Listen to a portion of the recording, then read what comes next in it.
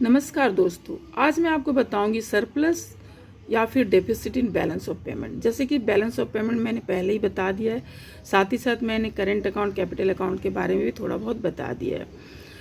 तो अब हम देखते हैं कि इसमें सरप्लस और डेफिसिट कैसे होता है। तो अब देखिए, बैलेंस ऑफ पेमेंट के हमें पता है कि दो अकाउंट्स होते हैं मेन, करेंट अकाउंट और कैपिटल अकाउंट।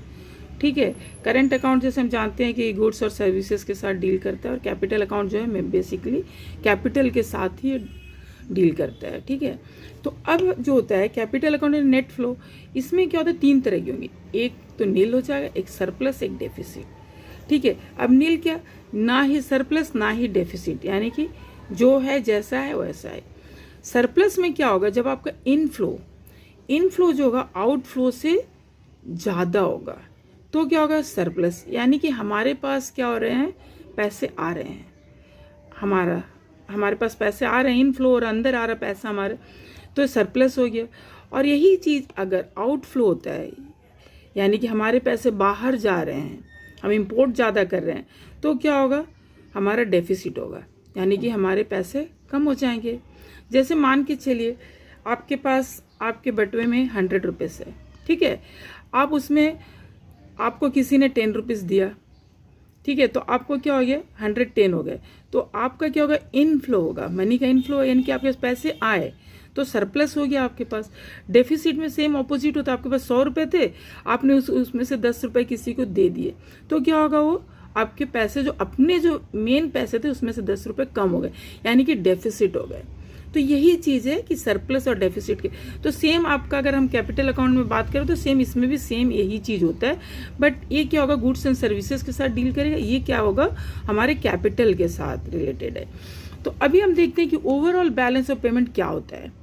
तो ओवरऑल बैलेंस ऑफ पेमेंट हम किसी भी कंट्री का किस तरह से मेजर करते हैं, तो ये क्या होता है, हमारा करेंट अकाउंट में जो भी हमारा बैलेंस है प्लस हमारा कैपिटल अकाउंट का जो भी बैलेंस है, साथ ही साथ प्लस एंड माइनस एरर या फिर ओमिशन, यानी कि जब हम एंट्री करते हैं कभी कुछ गलतियां हो जाती है या फिर कभी कुछ छूट जाता है, एंट्री करने के दौरान कुछ छूट जाता है, तो इसीलिए हम क्या करते हैं, इनको लेकर चलते हैं। कुछ एरर या ओमिशन हो सकती है, साथ ही साथ करेंट प्लस कैपिटल अकाउंट का में जो भी हमारा बैलेंस है उन सबको अगर हम ऐड कर देते हैं तो ये हमारा क्या होता है, ओवरऑल बैलेंस ऑफ पेमेंट बन जाता है। ठीक है, यहाँ तक शायद क्लियर हो गया होगा। अब हम मेन बात करते हैं सरप्लस और डेफिसिट का, तो इसे हम समझेंगे एग्जाम्पल से।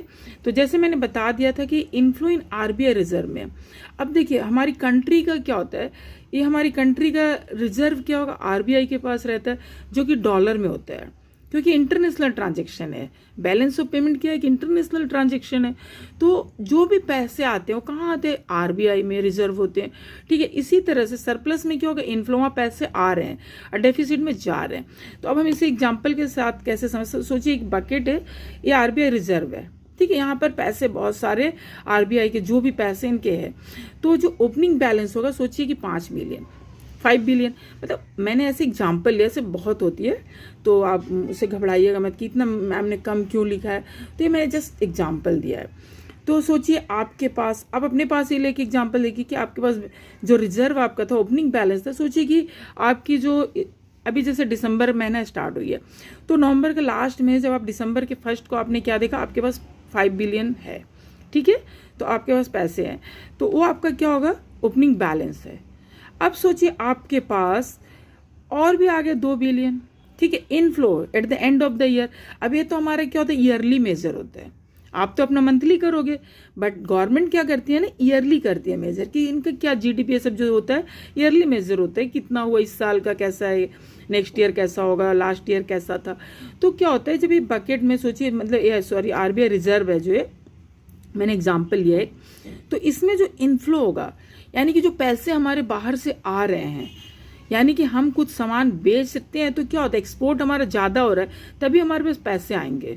ठीक है, तो जब हम एक्सपोर्ट बहुत सारी चीज़ों का करते हैं तो क्या होता है, इनफ्लो ऑफ मनी होता है, हमारे पास पैसे आते हैं, तो हमारे रिजर्व बैंक में क्या होगा, पैसे भरते जाएंगे। तो क्या होगा, इस तरह से सोचिए कि अगर इनका ओपनिंग बैलेंस 5 बिलियन है और इनफ्लो ईयर के एंड में क्या होगा, 2 बिलियन हो गया, तो अब देखिए टोटल बैलेंस हमारा क्या हो गया रिजर्व बैंक में, 7 बिलियन हो गया, यानी कि यहाँ पर क्या हो गया, सरप्लस हो गया, क्योंकि 2 बिलियन क्या हो गया, हमारा सरप्लस हो गया। पहले हमारे पास 5 बिलियन था, अब हमारे पास 7 बिलियन है, यानी कि ये हमारी इकोनॉमी में क्या हो गया, सरप्लस हो गया। तो हमारा जो बैलेंस ऑफ पेमेंट था हमारा, वहाँ पर ये हमारा क्या दिखाता है, सरप्लस। इसी के उल्टे हम क्या करेंगे, जब यहाँ पर आउटफ्लो हो जाएगा at the end of the year, यहाँ पर यही 2 बिलियन अगर ये आउटफ्लो हो गया, यानी कि हमारी अपनी करेंसी जो यहाँ पर थी आरबीआई रिजर्व में, वो कम हो गई, तो यहाँ पर क्या हो जाएगा, 3 हो जाएगा, या माइनस हो जाएगा। अगर डेफिसिट हुआ, अगर गया है तो कम, तो वो फिर हमारा क्या होगा, डेफिसिट होगा। तो फ्रेंड्स ऐसी कोई हार्ड नहीं है, सरप्लस और डेफिसिट थोड़ा सा अगर आप कॉन्सेप्ट को क्लियर रखेंगे तो बहुत ईजी होगा। तो ये क्या है, हमारा increase in the official reserve of foreign exchange in RBI. तो इंक्रीज जो होता है क्या होता है, सरप्लस। हमारे ऑफिशियल रिजर्व में अगर फॉरेन एक्सचेंज ज़्यादा हो गया तो सरप्लस हो गया, तो वो हो गया हमारा क्या, सरप्लस। इसी चीज़ को अगर डिक्रीज हो जाएगा, decrease in the official reserve of foreign exchange in RBI, तो क्या होगा, हमारा डेफिसिट।